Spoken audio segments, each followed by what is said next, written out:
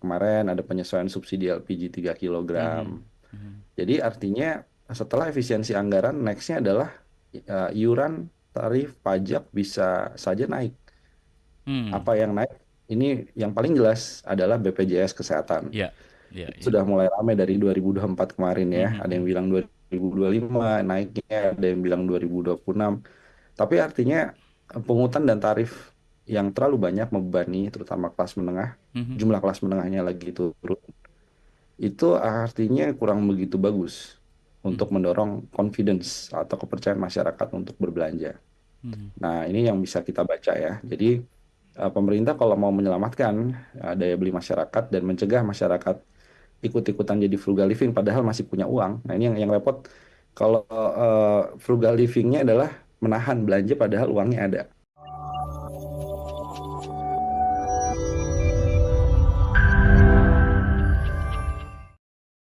Hidup penuh siasat ya, menghadapi situasi dan ekonomi yang tidak mudah seperti saat ini sahabat Sonora, termasuk mengelola keuangan.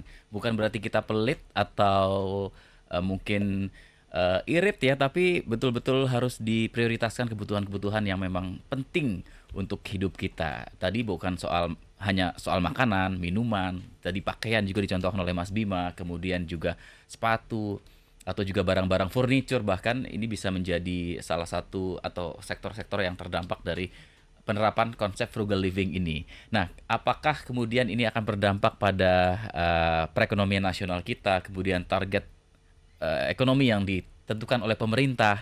Bagaimana Mas Bima melihatnya sendiri dan apakah kemudian ini kapan dampak itu akan terlihat gitu Mas Bima kalau memang kemudian frugal living ini akan dilaksanakan oleh masyarakat kita secara masif gitu Mas Bima?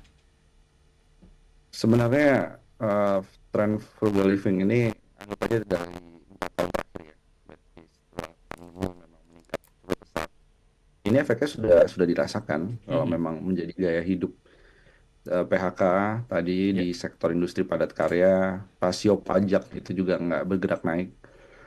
Jadi kan harusnya ekonomi makin besar, Mhm. rasio pajaknya juga makin naik. Jadi ada missing di sana soal konsumsi rumah tangga.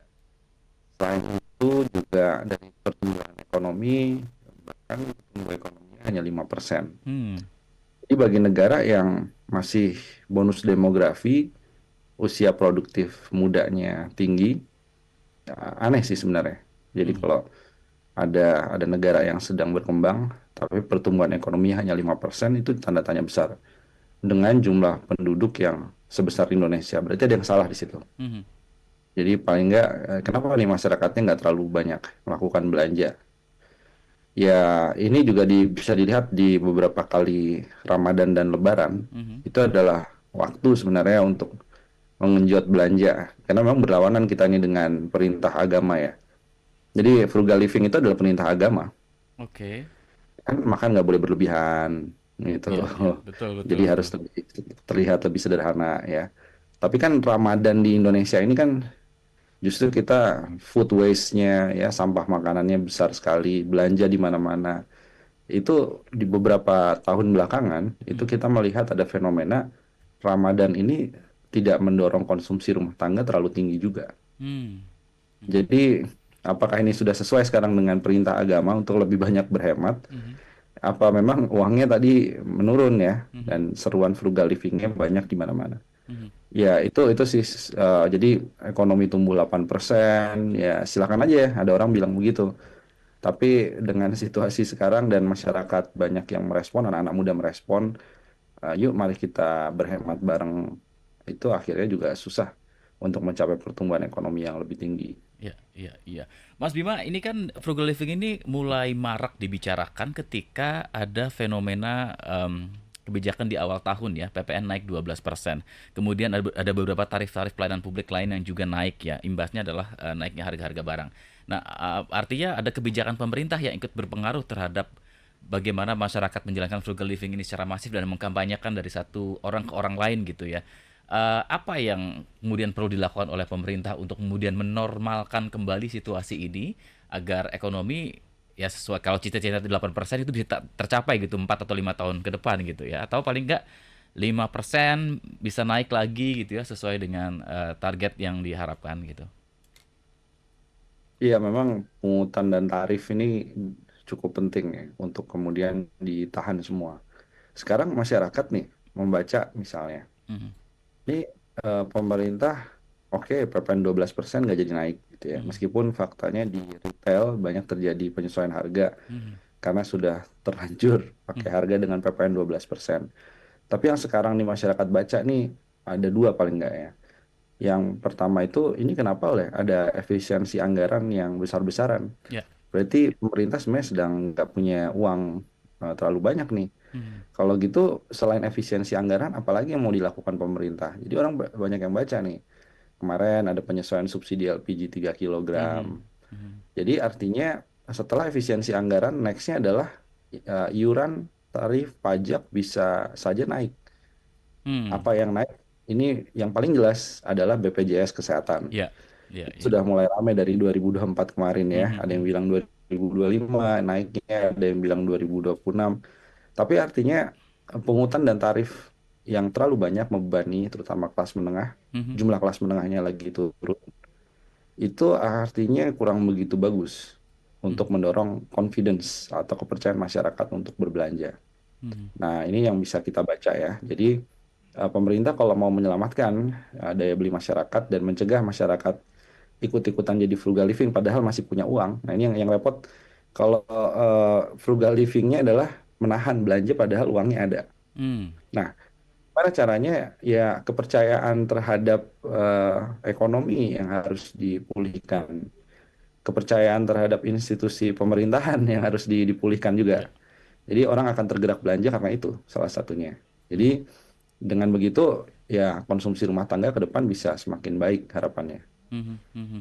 Karena kita tahu selain BPJS Kesehatan kita juga ada tapera, ada pensiun juga yang harus dibayar oleh pekerja kelas menengah ini ya Mas Bima yang orang-orang berpikir untuk apa spend money untuk apa kebutuhan-kebutuhan lain begitu ya. Nah, terakhir Mas Bima untuk masyarakatnya sendiri nih yang memang ingin menerapkan frugal living gitu ya. Apa sih yang mungkin perlu diperhatikan menjadi poin-poin agar ya tetap bisa menikmati hidup ya, tapi tetap bisa menjalankan frugal living ini dan tadi ada survive dan sustainable gitu ya ekonominya gitu. Kira-kira apa Mas Bima yang bisa di-share kepada sahabat-sahabat Sonora terkait frugal living ini ketika diimplementasikan? Ya, saya pikir frugal living ini juga harus dilakukan secara wajar ya. Artinya misalnya kalau makan 3 kali sehari ya makan 3 kali sehari. Jangan karena frugal living makannya sehari sekali itu namanya menyiksa. Ya, Karena ada beberapa frugal living yang beresiko juga, di mana yang ekstrim tadi ya. penghematan terlalu ekstrim tadi ya, Mhm. itu nanti berakibat biaya kesehatan ke depan semakin Ah, meningkat gitu kan. Itu mhm, kan sebenarnya nabung biaya kesehatan ke depan. mhm, mhm, Jadi yang begitu yang harus dihindari. Nah, tapi kalau frugal livingnya misalnya dia mencari alternatif, biasanya saya tuh puas misalnya dengan beli barang mewah mhm, karena terprovokasi sosial media, mhm, ya selebgram. Tapi bisa jadi sekarang mencari kepuasannya lain ya.